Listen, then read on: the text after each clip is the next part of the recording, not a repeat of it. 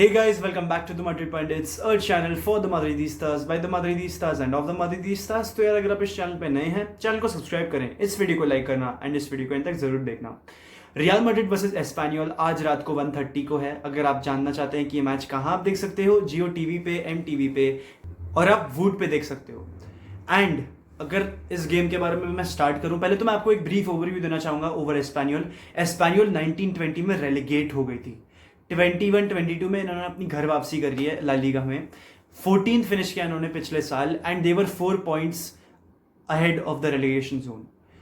पिछले 5 मैच में ये एक बार भी नहीं जीत पाए हैं एंड इनके अगले 5 मैच हैं against real Madrid, real Sociedad, Valencia, real Betis and athletic Bilbao के अगेंस्ट। काफ़ी टफ फिक्चर्स। तो मैं बहुत ही एक्साइटेड हूँ कि ये टीम फेयर कैसा करती है, because इनके supporters literally are mad after them. They really want an improvement this term for RCB Espanyol। अब बात करते हैं इस गेम के बारे में एंड पहले तो टैक्टिकल एनालिसिस कर लेता हूँ थोड़ी सी एस्पेनियोल के बारे में। टैक्टिकल एनालिसिस ये, दीज गाइज प्ले 4-4-2, एक फ्लैट या बेस 4 रहती है इनकी मिडफील्ड की। ये मिड ब्लॉक खेलना पसंद करते हैं and they like to operate on two central areas. ठीक है ना, आपको ये सेंट्रली पेनेट्रेट या in between the line passes खेलने नहीं देंगे, लेकिन ये आपको विड्थ में ऑपरेट करने जरूर देंगे। अगर आप लोगों को नहीं मालूम हो, पिछले साल 21-22 में पिछले साल इन लोगों ने first half of the season में 230 क्रॉसेस लेट इन करे अपने बॉक्स में। बेसिकली इनके मैनेजर ने इनको ये इंस्ट्रक्शंस दिए होंगे, इनके फुल बैक्स को, इनके सेंटर बैक्स को, कि तुमको एरियली प्रेजेंट रह के उन बॉल्स को क्लियर करना है। ठीक है ना। अब भी इस केस में इनके पास इनकी स्टार्टिंग बैकलाइन के 2 बहुत अहम पीसेस नहीं है। तो मुझे देखना है कि ये लोग कैसा प्ले करते हैं, बिकॉज ऑफ लेटली भी मैंने ये देखा है अंडर दिएगो मार्टिनेज भी इन्होंने सेम ही करा है। इन्होंने ज़्यादा चेंजेस करे नहीं है। ठीक है ना। 4-4-2 खेलते हैं, मिडफील्ड में ज़्यादातर पोजीशन रिटेन करने की कोशिश करते हैं, इतने पेनिट्रेटिव पासेस खेल नहीं पाते एंड प्लस इनके पास राउल दे तोमास भी नहीं है। That's a very big worry for them and that's actually a very good thing for us. अब रियल मैड्रिड पर्सपेक्टिव से भी अगर बात करूं तो रियल मैड्रिड में Toni Kroos and Rodrigo return करके आ रहे हैं, काफ़ी अहम प्लेयर्स फॉर रियल मैड्रिड। तो देखने की बात ये होगी कि क्या इन दोनों में से कोई भी एक स्टार्टिंग लेवल में वापस आएगा। मेरा आंसर रहेगा क्रूस आ जाएगा फॉर कामाविंगा, बिकॉज ये एक ऐसा गेम है जहाँ पे आपको एक ऑर्केस्ट्रेटर की जरूरत होगी। पिछले गेम में भी हम बहुत अच्छे से जीते हैं, सेकंड हाफ में काफ़ी अच्छा खेला था हमने अगेंस्ट सेल्टा वीगो, बट यहाँ पे हम चाहते हैं कि ऑर्केस्ट्रेटर यानी कि जो क्रूस हमारे लिए खेलता है वो वापस आ जाए एंड वो वापस आ भी जाएगा इन द लाइनअप। पिछले हफ्ते हमने क्रूस को मिस करा एंड इज बैक। रोड्रिगो का एक बहुत ही क्वेश्चनेबल टेक होगा and going by the way Espanyol plays ना, मैं तो कहूंगा कि आप रोड्रिगो को खिलाओ, आप वैल्वर्डे को बेंच करो। बिकॉज वैल्वर्डे ने काफ़ी सारे गेम्स खेले, I know he is a work horse, obviously काफ़ी सारी अदर बातें भी आ जाती है इसमें, बट माई रीजन इज कि यहाँ पे आपको विड्थ यूज करनी है। वैल्वर्डे विड्थ यूज कर सकता है बट मिडिल थर्ड में, मैंने जितना भी देखा है ना, वो ऑफेंसिव थर्ड में विड्थ को इतने अच्छे से यूज कर नहीं पाता है। ठीक है ना। एंड यहाँ पे आपको क्रॉसिंग वगैरह करनी पड़ेगी, जो ऑफ लेटली रियल मैड्रिड नहीं करती है। Real Madrid like to cut back and attempt. ठीक है ना। एंड एक चीज और मैं एस्पेनियोल के बारे में बताना आपको भूल ही गया।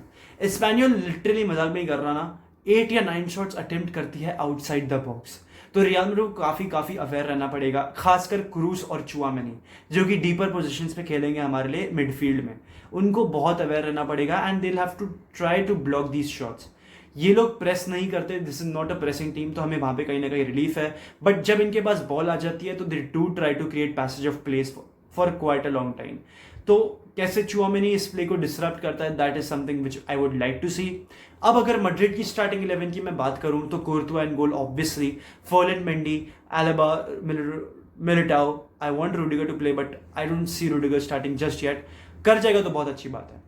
कारवाहाल होगा साथ में, क्रूस, चुआमेनी एंड मॉड्रिच आपकी मिडफील्ड 3 होगी।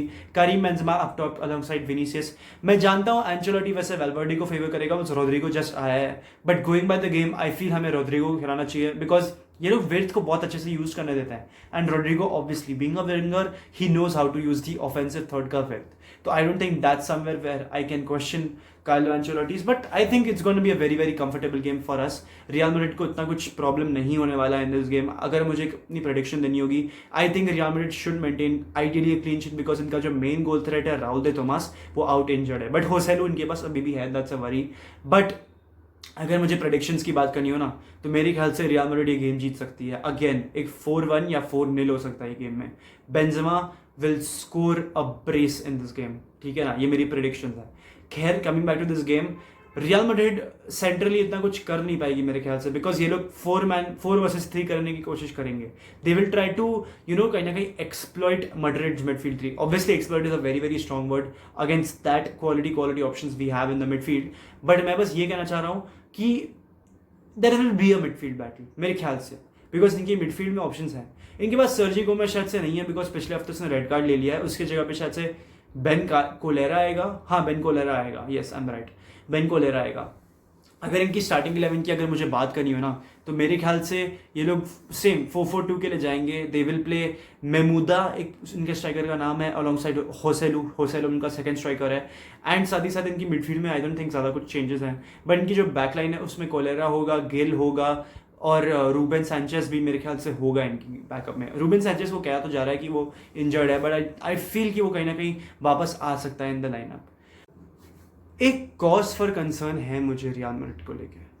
अगर मार्को असेंसियो चाहता है, ये लोग कोई साइनिंग नहीं करने वाले हैं एटलीस्ट समर विंडो में, तो अभी ये नहीं करने वाले हैं. This is it for real Madrid in the summer window. I hope कि ये लोग वर्ल्ड कप में किसी ना किसी को टारगेट जरूर करें, because we obviously need a 25 man squad.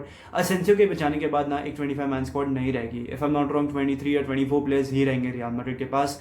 Mariano को कार्लो एंचेलोटी काउंट करना चाहते हैं. Mariano is not going anywhere according to Carlo Ancelotti ने लेकिन मार्को असेंसियो के लिए ये कह दिया that we would like to keep him, but he is looking for offers and there are offers on the table.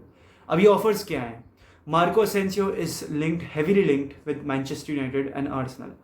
मेरे ख्याल से मैनचेस्टर यूनाइटेड के लिए एक सेकंड ऑप्शन है, because these guys are targeting Antony first and then Marco Asensio. I would say take that 35 million Real Madrid and let Marco Asensio को. Marco Asensio मेरे ख्याल से एक डिसेंट स्क्वाड प्लेयर है, but right now Marco Asensio के लिए एक world cup season है and he wants to make that Spanish team. तो उसके लिए he needs to be starting regularly, because that is the main criteria for every player obviously.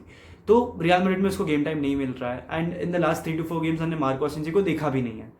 तो I think it is best for both parties. उसके बाद सिर्फ 1 साल रहेगा contract में and it will be best for him to leave. तो Real Madrid को उसको जाने देना चाहिए. अगर मैनचेस्टर यूनाइटेड से ऑफर आ रहा है ना, ट्राई करो उनको 40 मिलियन तक पुश करने के लिए. 40 मिलियन भी very very good deal for Marco Asensio भाई. ऊपर से real Madrid need those funds.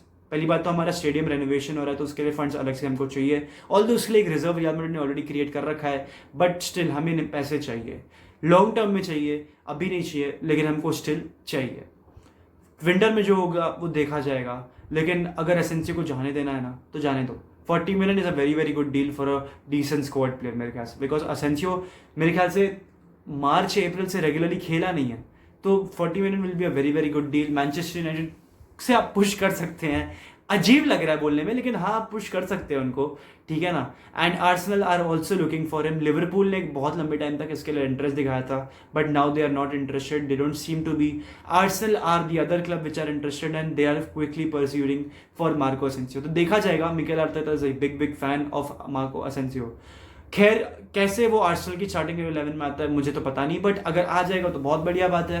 40 million is a very very good deal for a decent squad player.